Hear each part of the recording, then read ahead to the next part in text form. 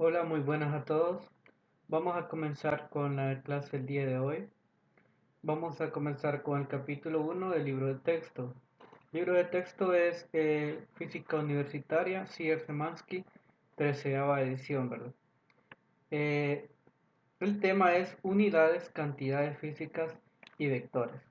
Los objetivos de este capítulo 1 son estudiar cuáles son las tres cantidades fundamentales de la física y cuáles son las unidades que los físicos utilizan para medirlas, cómo manejar cifras significativas en sus cálculos, la diferencia entre escalares y vectores y cómo sumar y restar vectores gráficamente, qué son las componentes de un vector y cómo se utilizan para realizar cálculos. ¿Qué son los vectores unitarios y cómo se utilizan con las componentes para escribir vectores? Y dos formas de multiplicar vectores. Bueno, estos son los objetivos de este capítulo 1. Para comenzar, pues vamos a hablar un poco de para qué nos sirve la física, qué es lo que estudia la física y quiénes utilizan eh, la física en sus investigaciones o en su diario vivir. Bueno, la física es la base de toda la ingeniería y la tecnología, porque sin la física no podrían existir los avances tecnológicos que existen hoy en día. Entonces, por eso la física es la base de todas estas investigaciones. Para comenzar, ¿verdad? La física al principio podría ser un poco desafiante debido a que este es el primer curso de física y entonces nosotros debemos de acostumbrarnos a pensar como piensa un físico. Entonces puede ser que nosotros encontremos desafiante el estudio de la física en un principio, pero a medida que nosotros vamos estudiando y nos vamos adentrando en el mundo de la física, pues vamos a ver que se nos va a hacer cada vez más fácil. Algo muy importante que en este curso de física general vamos a tomar bastante en cuenta los modelos idealizados para representar sistemas físicos. ¿Y esto debido a qué? Debido a que algunos sistemas físicos reales son bastante complejos de estudiar. Entonces, cuando nosotros idealizamos un modelo, lo que estamos haciendo es que lo volvemos un poco más fácil de estudiar para que nosotros podamos resolver este modelo. Entonces, en este capítulo vamos a examinar, ¿verdad? Eh, prácticamente lo que estudia la física, la naturaleza de la física, y vamos a terminar este capítulo pues estudiando un poco de vectores, el álgebra vectorial, varios aspectos de los vectores y analizar cantidades físicas como velocidad, fuerza, que tienen dirección además de magnitud, ¿verdad? Como son los vectores. Entonces, en la sección 1.1 nos dice la naturaleza de la física. La física es una ciencia experimental, ¿verdad? Siempre nosotros debemos de tomar en cuenta que la física no solo es algo teórico, sino que a la par de la teoría tiene que ir la experimentación, ¿verdad? Porque no existe la física si no hay experimentación, porque la parte experimental es lo que comprueba una teoría física, entonces siempre debe ir esa parte experimental a la par. Entonces, para desarrollar física, nosotros los debemos de hacer las preguntas adecuadas, diseñar experimentos y tratar de contestar esas preguntas y deducir conclusiones a partir de las preguntas, ¿verdad? Por ejemplo, Galileo Galilei, ahí por el siglo XVI, se preguntaba si los objetos que caen tienen la misma velocidad y aceleración. Entonces Galileo Galilei se propuso a realizar un experimento. Esta es la Torre de Pisa en Italia, él se propuso a realizar un experimento de dejar caer varios objetos desde la torre Pisa para saber si estos objetos caían con la misma velocidad. Entonces, ¿qué fue lo que él pudo concluir? Él, él dejó caer diferentes objetos de diferentes pesos y tamaños y se dio cuenta que los objetos caen con la misma velocidad independientemente de su peso. A esa fue la conclusión que llegó Galileo Galilei. Ahora, nosotros debemos tomar en cuenta que este experimento se cumple pero bajo ciertas condiciones. Por ejemplo, si yo dejo caer de acá de la torre de Pisa una pluma y una bola de boliche, entonces obviamente la bola de boliche va a caer primero. Pero esto debido a qué? Esto es debido a la resistencia del aire. Debido a que la pluma eh, presenta mucha resistencia del aire y la bola de boliche esta puede contrarrestar esa resistencia del aire y siempre caer, pero la pluma no puede contrarrestar esa resistencia del aire. Entonces, por lo tanto, la pluma va a venir flotando y la bola de boliche pues va a caer directamente. Entonces, ese experimento tiene ciertas limitaciones, ¿verdad? Y para demostrar lo que dijo Galileo Galilei, que la aceleración de un cuerpo que cae es independiente de su peso, entonces según lo que dijo Galileo Galilei, ¿verdad? Una bola de boliche debería de caer exactamente a la misma velocidad que una pluma. Entonces, ¿cómo podríamos comprobar eso? Pues para comprobar eso nosotros debemos de situarnos en un, en un espacio donde no exista el aire para no tener esa resistencia del aire. Entonces para eso en 1969 en el primer viaje a la luna los astronautas llevaron consigo varios objetos. Creo que dejaron caer un martillo y una pluma. Y debido a que en la luna no existe el aire, prácticamente es un vacío, evidentemente en la luna el martillo y la pluma cayeron con la misma aceleración. Entonces lo que dijo Galileo Galilei es verdad siempre y cuando, siempre y cuando estemos en el vacío, ¿verdad? Pero debido a que hay ciertos objetos que presentan casi la misma resistencia del aire. Entonces, para esos objetos nosotros sí podemos aplicar lo que dijo Galileo Galilei, ¿verdad?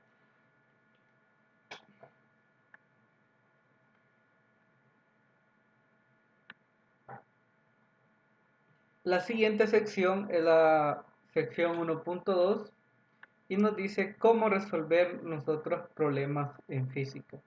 Para resolver problemas en física es fundamental que nosotros manejemos los conceptos teóricos antes de poder resolver un ejercicio, ¿verdad? O un problema en la física.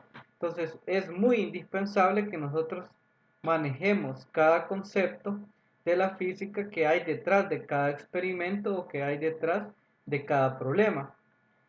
Para esto, en este libro en cada capítulo hay varias estrategias para resolver problemas. En cada capítulo van a encontrar un apartado, una sección donde dice estrategias para resolver problemas.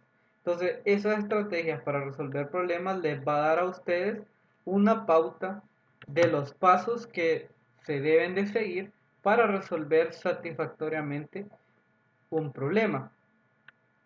Lo que sí hay que tomar en cuenta es que no todos los ejercicios los vamos a resolver tomando en cuenta los pasos que nos dictan las estrategias para resolver problemas.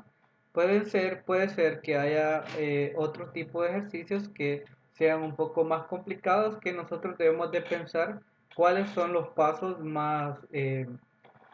los mejores pasos o los pasos más viables para que nosotros lleguemos a una solución.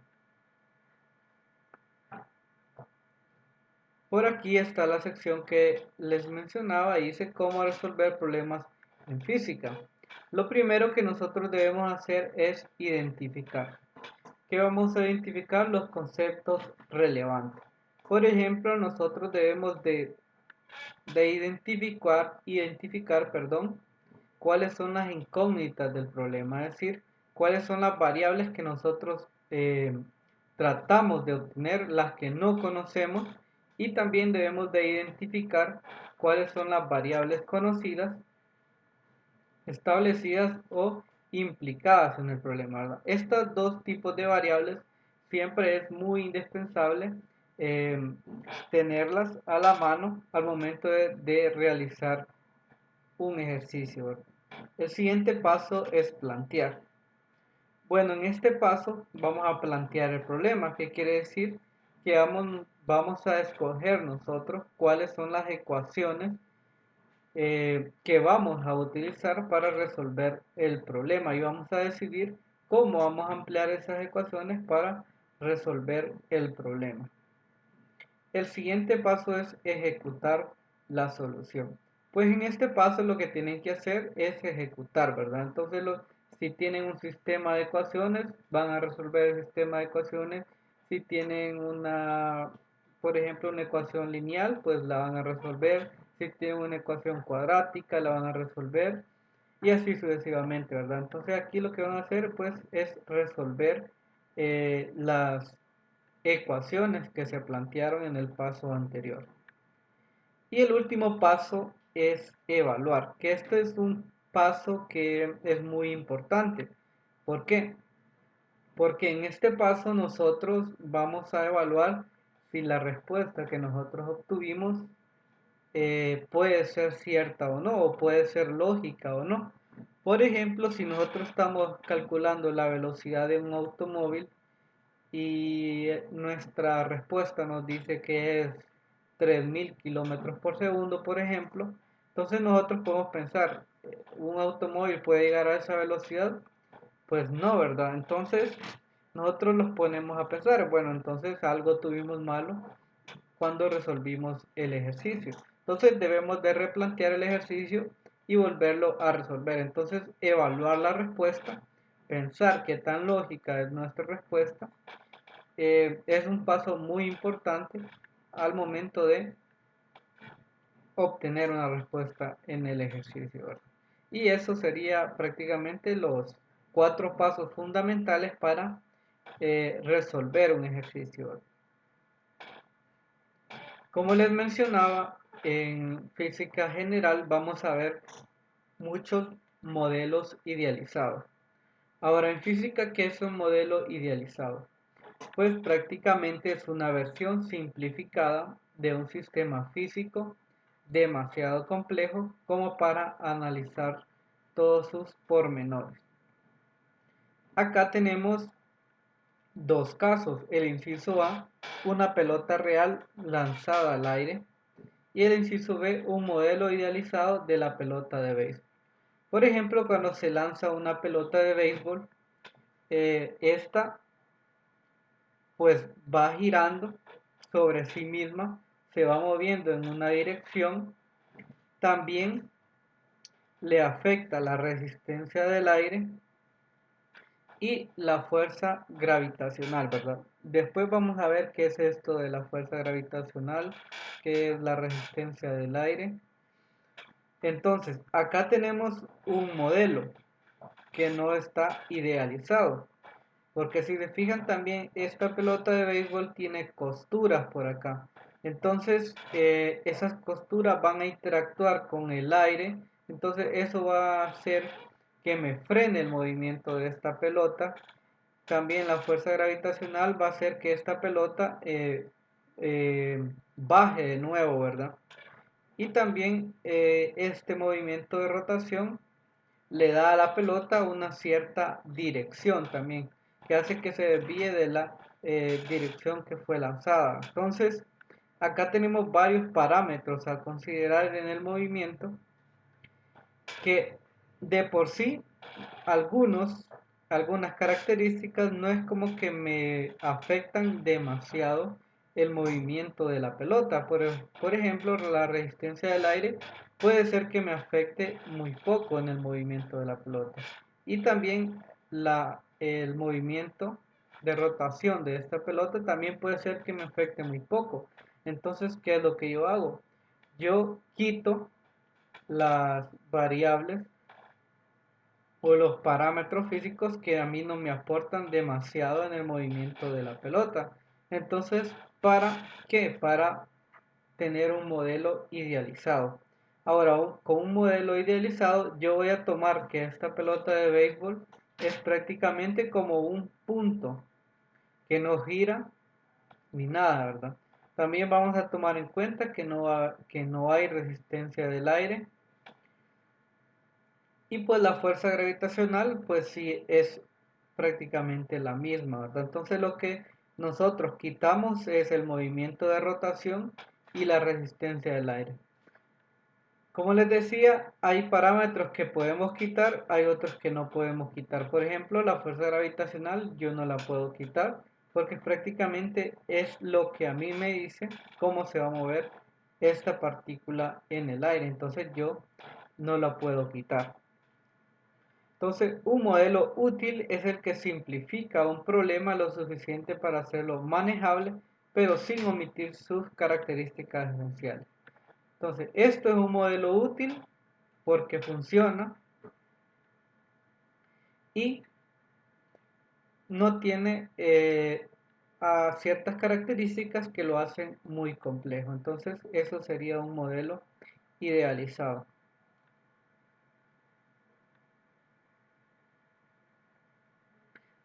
La siguiente sección habla sobre estándares y unidades.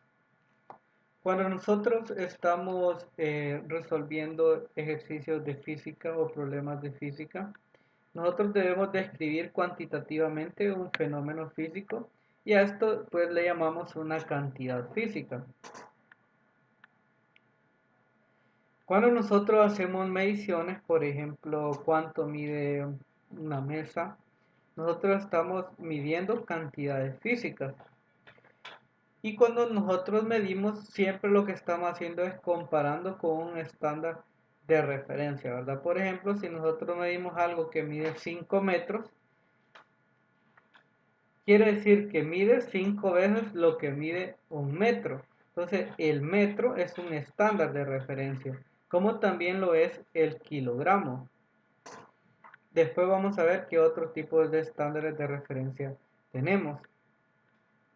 El metro es una unidad de distancia, el segundo es una unidad de tiempo.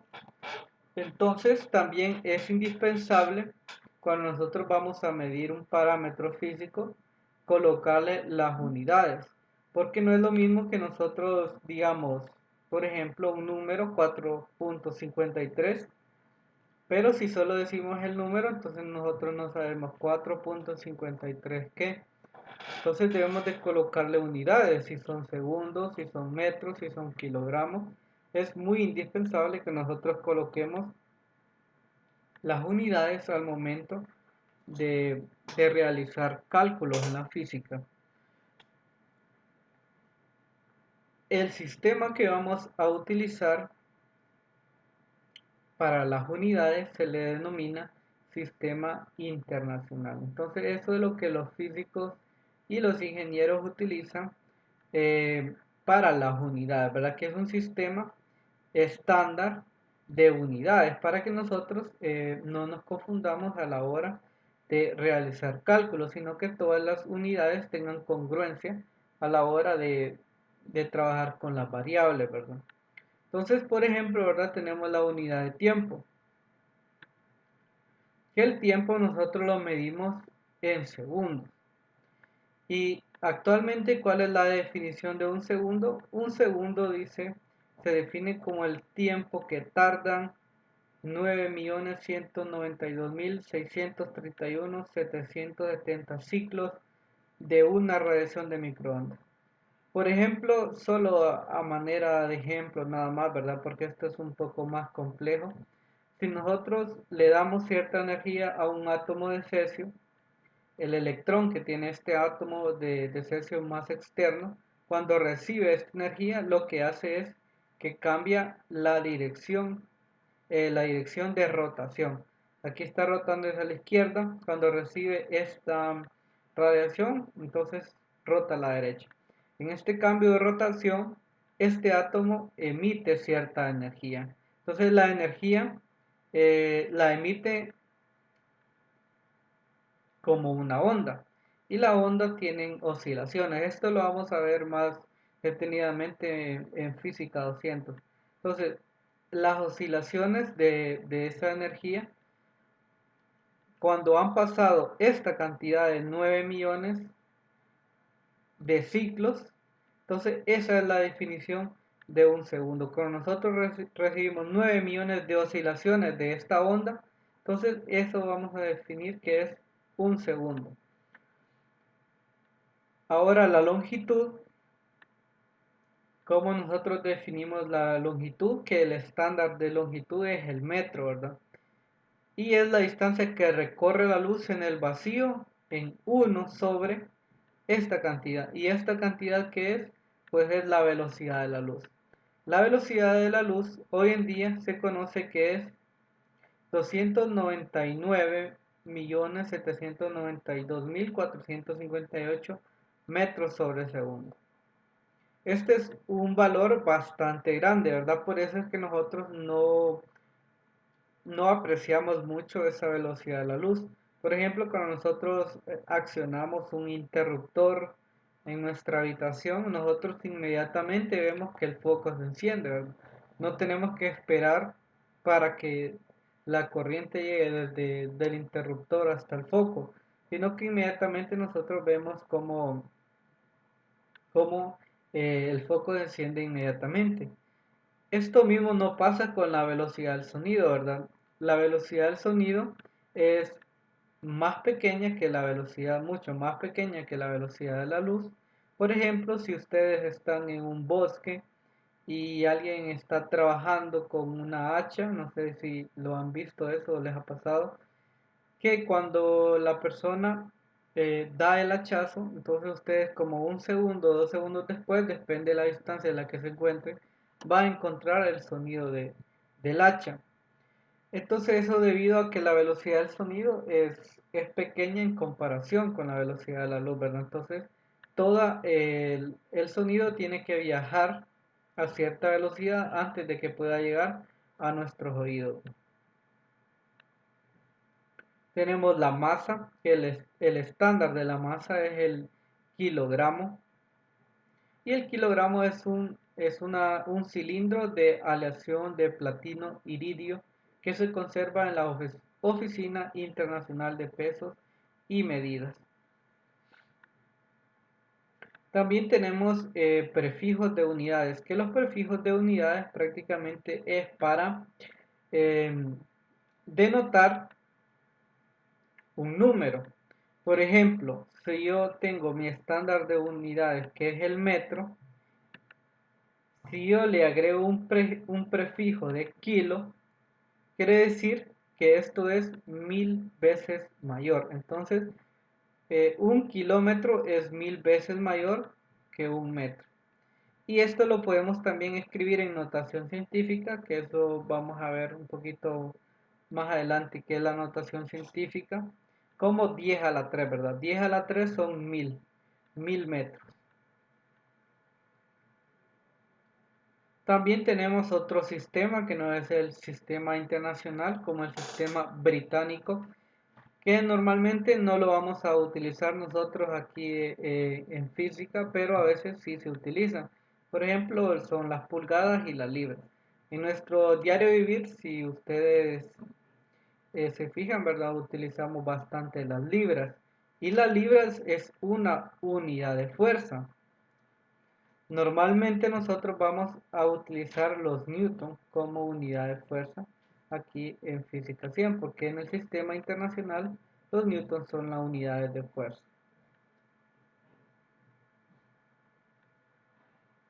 Por aquí tenemos algunas comparaciones de distancias o de tamaños. Por ejemplo, tenemos 10 a la 26, el límite del universo observable. Esto es hasta qué distancia nosotros hemos podido observar en el universo, ¿verdad? 10 a las 11 metros distancia al Sol. Entonces esto es prácticamente 1 con 11 ceros. Es la distancia desde la Tierra al Sol. 10 a los 7 metros diámetro de la Tierra. 1 metro, pues dimensiones humanas. 10 a las menos 5, si se fijan, 10 a la menos 5 ya sería pues prácticamente 0.00001. O sea, antes del 1 hay 5 ceros. Esto es mucho menor que 1, ¿verdad? El diámetro de un glóbulo rojo, el radio de un átomo, 10 a la menos 10, 10 a la menos 14, el radio de un núcleo atómico. Como les decía, el Newton se abrevia como N mayúscula y es la unidad de fuerza en el sistema internacional. Y esa es la unidad de fuerza que nosotros vamos a utilizar en nuestros cálculos. La siguiente sección habla sobre consistencia y conversiones de unidades. Esto es algo que hay que tomar muy en cuenta cuando nosotros realizamos cálculos, porque nuestras unidades deben de tener consistencia y también nosotros a veces vamos a tener que convertir unidades antes de realizar nuestros cálculos. Entonces, todas las ecuaciones que nosotros desarrollamos deben estar dimensionalmente consistentes. Por ejemplo, si nosotros estamos trabajando con metros, entonces todas nuestras variables de distancia deben de estar en metros. Yo no puedo tener una variable con metros y otra con kilómetros o con centímetros. Todas deben de estar en metros, también con el tiempo, ¿verdad? Si yo estoy trabajando con segundos, todas mis variables de segundos deben de estar, de tiempo deben de estar en segundos, ¿verdad? Ahora, si a mí un ejercicio me da, por ejemplo, la unidad de tiempo, como horas, por ejemplo, entonces, ¿qué es lo primero que yo debo de hacer? Es convertir las horas a segundos. Eso es lo primerito que yo debo hacer antes de comenzar a resolver un ejercicio. También, cómo nosotros podemos convertir unidades, ¿verdad? Por ejemplo, acá tengo la distancia, que es la velocidad por el tiempo. Entonces, las unidades de velocidad son metros sobre segundos y el tiempo son segundos, ¿verdad? Entonces, por ejemplo, yo tengo acá, ¿cómo cancelo las unidades? Los segundos los cancelo con los segundos y solo me quedan las unidades de metro, ¿verdad? Que son las unidades de distancia. Entonces, cuando nosotros vayamos a realizar un ejercicio, es muy importante que nosotros le prestemos atención a las unidades antes de realizar el ejercicio. Si las unidades no están en el sistema internacional de unidades, entonces nosotros debemos de pasar esas unidades al sistema internacional. Si nos dan horas, los pasamos a segundos. Si nos dan centímetros o kilómetros, los pasamos a metros. Si nos dan gramos, por ejemplo, lo pasamos a kilogramos. Y así sucesivamente, ¿verdad? Eso es muy importante, que nuestras ecuaciones deben tener congruencia.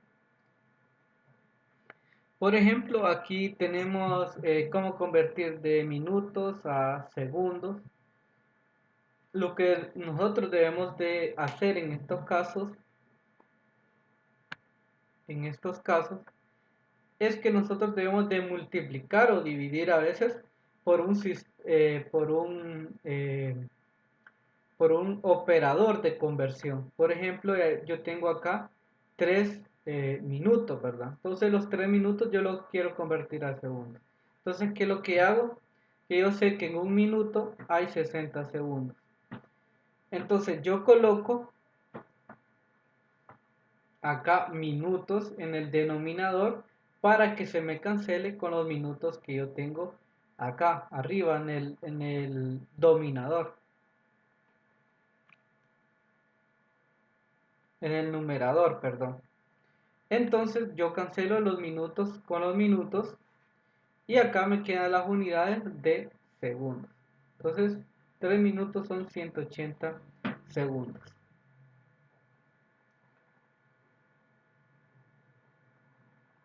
Por acá, ¿verdad? Tiene un ejemplo, ustedes lo pueden ver detenidamente, este ejemplo. Eh, los ejemplos, pues, ustedes los pueden ver en el libro y esto les va a ayudar bastante a cómo resolver un ejercicio porque les da paso a paso cómo se resuelve el ejercicio. Yo los ejemplos, pues, prácticamente los voy a tomar cuando yo resuelva ejercicios.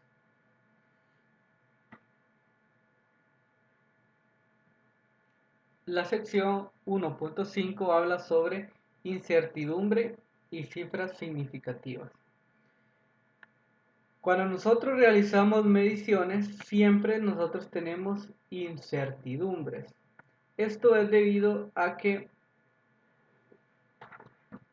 las mediciones que nosotros realizamos no siempre son las mismas. Por ejemplo, si yo mido la longitud de un objeto y luego la mide otra persona, esa longitud no va a ser exactamente la misma.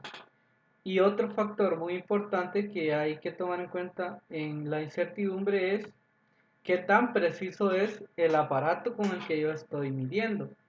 Por ejemplo, si yo quiero medir algo y yo tengo una regla común que la medición mínima que tiene es de milímetros en milímetros, ¿verdad?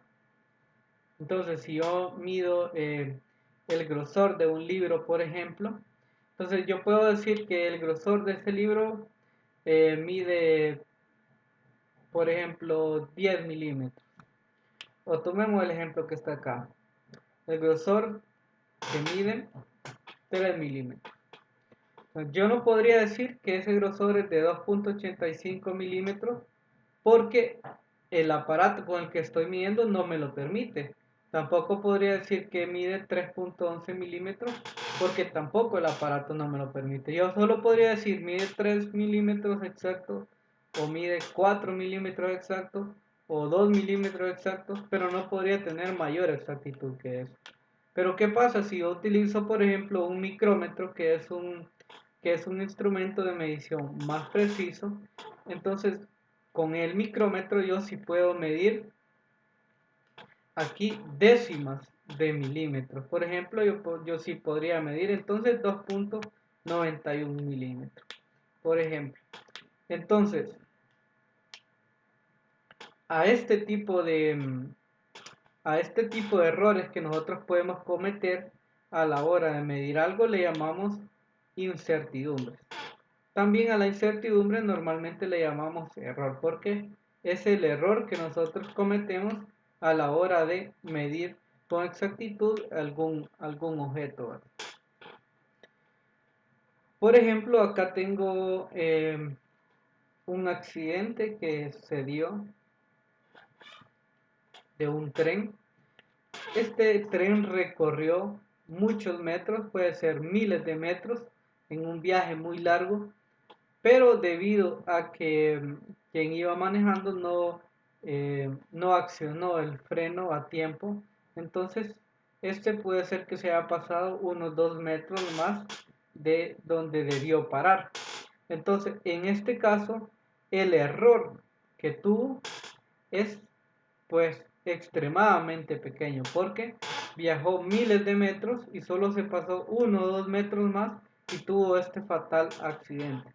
Entonces, ¿qué es lo que quiere decir esto? Que a veces es muy importante tomar en cuenta la incertidumbre y los errores que nosotros podemos cometer independientemente sean muy pequeños, debido a que errores muy pequeños o incertidumbres muy pequeños nos pueden dar eh, ciertos problemas a la hora de nosotros realizar las mediciones experimentales.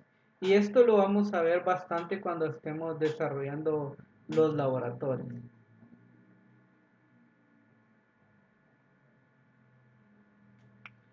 Por ejemplo, aquí también habla de cifras significativas. Ahora, ¿qué son las cifras significativas? Pues vamos a ver qué son las cifras significativas. En muchos casos, la incertidumbre de un número, podemos ver las cifras significativas. Por ejemplo, al multiplicar o dividir números, el resultado no puede tener más cifras significativas que el valor con menos cifras significativas. Por ejemplo, acá, el ejemplo que tenemos a la izquierda por aquí, yo tengo una multiplicación y también una división, ¿verdad?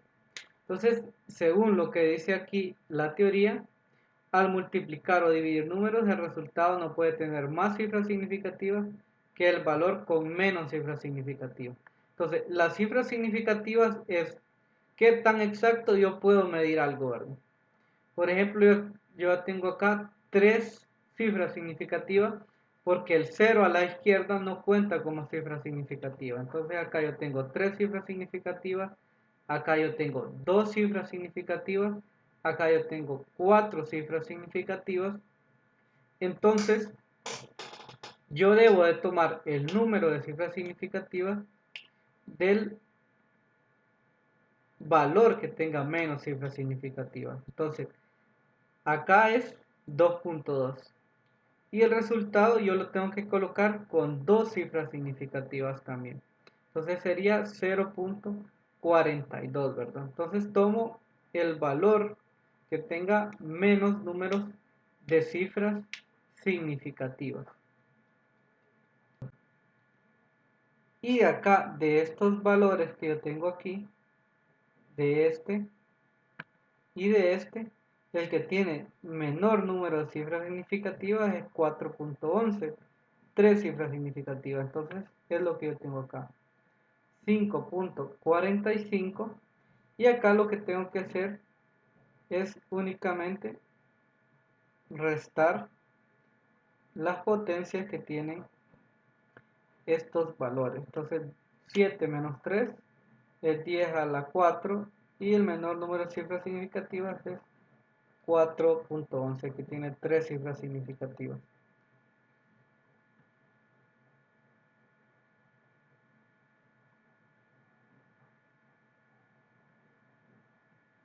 Entonces, continuando, también esto se da para la suma y la resta, ¿verdad? El número de cifras significativas se determina por el número inicial con mayor incertidumbre, es decir, el menor número de dígitos a la derecha del punto decimal. Entonces, cuando yo voy a sumar o restar, a mí lo que me interesa es cuántos valores tengo yo después del punto. Y mi resultado va a tener el número de dígitos menor. Por ejemplo, yo tengo acá, después del punto tengo tres dígitos, acá tengo un dígito después del punto y acá tengo dos dígitos después del punto. Entonces, el valor que tiene menor número de dígitos después del punto es 138.2. Entonces, mi resultado debería de tener únicamente un dígito después del punto. Entonces, es 153.6.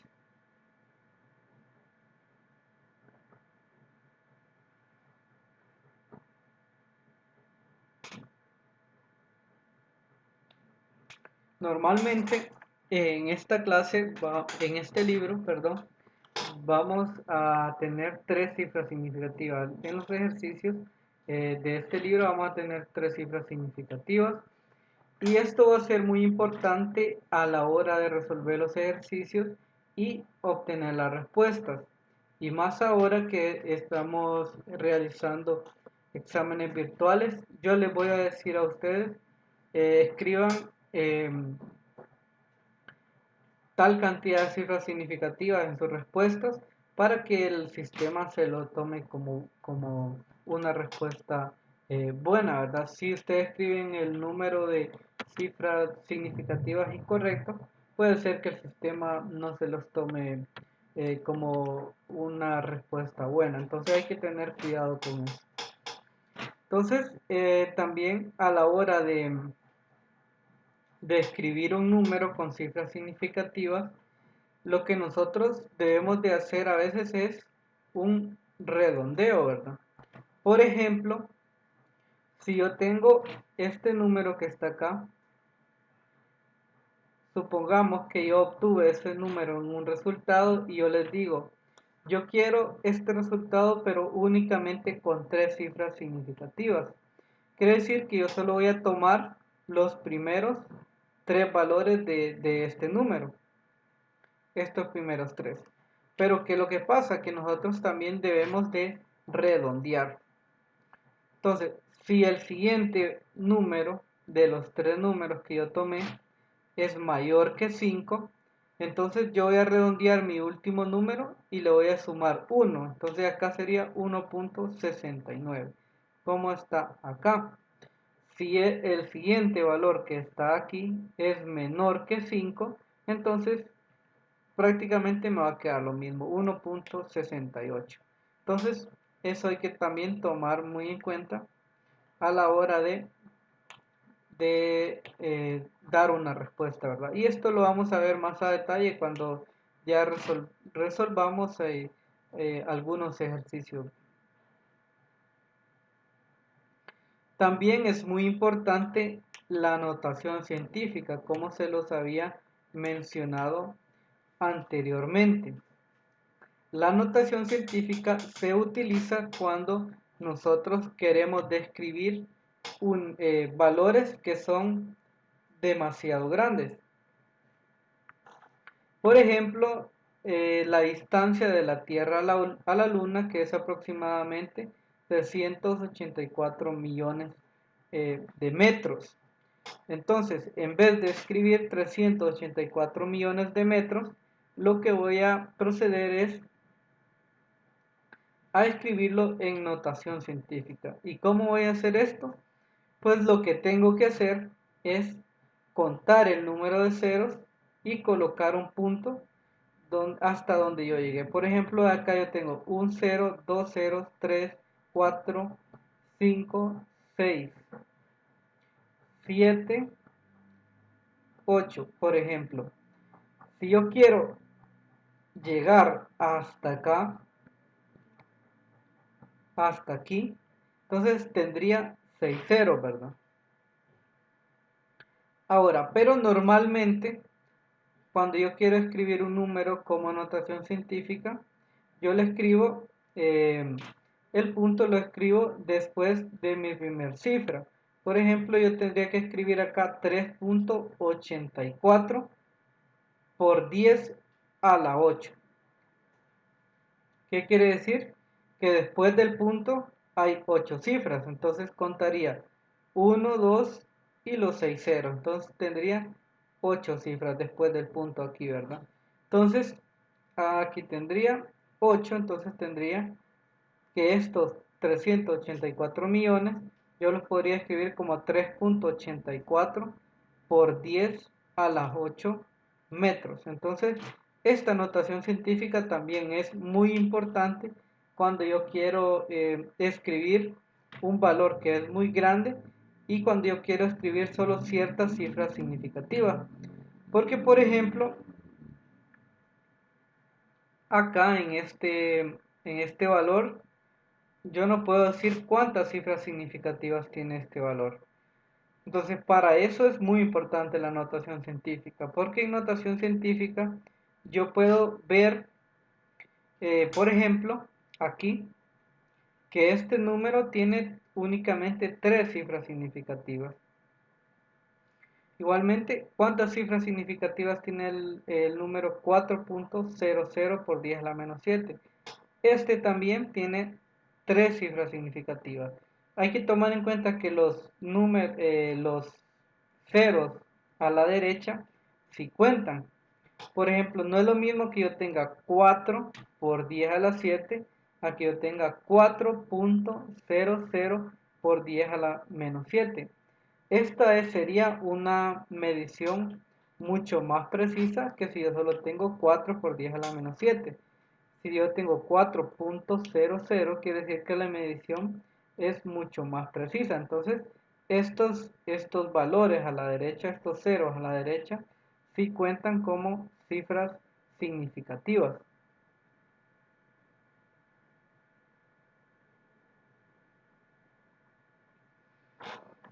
Por último, para terminar, vamos a hablar de la precisión, que no es lo mismo la precisión con exactitud. Para ver que esto es cierto, un reloj digital podría nos dar la hora con mucha exactitud, eh, que sea muy preciso, ¿verdad?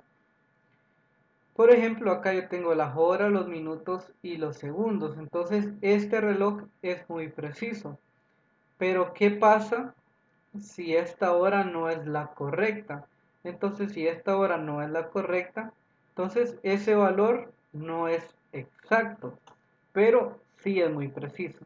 Entonces, hay que tomar en cuenta bastante eso también, y eso lo vamos a ver con mayor detenimiento en los laboratorios, ¿verdad? Entonces por aquí van a ver algunos ejemplos con las cifras significativas. Al multiplicar, ustedes pueden ver con detenimiento este ejercicio. Si se fijan, acá dice que E igual a mc al cuadrado. Tenemos la masa. Acá tengo tres cifras significativas. Acá tengo 3, 6, 9 cifras significativas. Entonces, ¿qué cantidad de cifras significativas voy a tomar en mi respuesta? Pues prácticamente tiene que ser el menor número de cifras significativas, que son 3. Y por acá ustedes lo pueden ver. Entonces, vamos a llegar hasta aquí el día de hoy. El día de mañana vamos a continuar ya viendo un pequeño repaso de vectores y suma de vectores. Por el día de hoy vamos a llegar hasta acá. Entonces, espero que tengan un buen día.